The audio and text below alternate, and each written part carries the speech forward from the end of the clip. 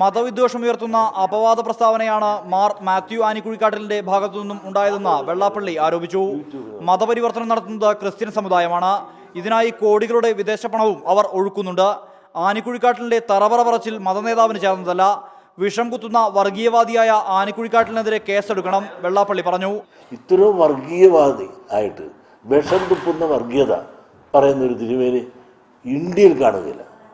ഈ പറയുന്ന മാത്യൂസ് ആനിക്കുഴിയെ കൂട്ട് എന്തൊരു കുഴിയാണത്!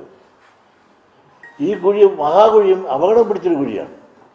ആ സമുദായത്തിന് തന്നെ ആക്ഷേപവും അപഹാസ്യവുമാണ്. വിവാദ പ്രസ്താവനയ്ക്കെതിരെ SNDP യൂത്ത് മൂവ്മെന്റ് നേതൃത്വത്തിൽ പ്രതിഷേധ പരിപാടികൾ നടന്നു. സെക്രട്ടേറിയറ്റിലേക്ക് പ്രവർത്തകർ മാർച്ച് നടത്തി.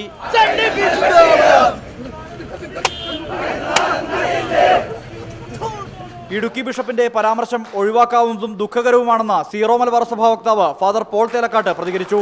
ഇടുക്കിയിലെ ബിഷപ്പ് പറഞ്ഞ കാര്യങ്ങൾ ചിലർക്ക് തെറ്റിദ്ധാരണ ഉണ്ടാകുന്നത്. റിപ്പോർട്ടർ തൃശൂർ.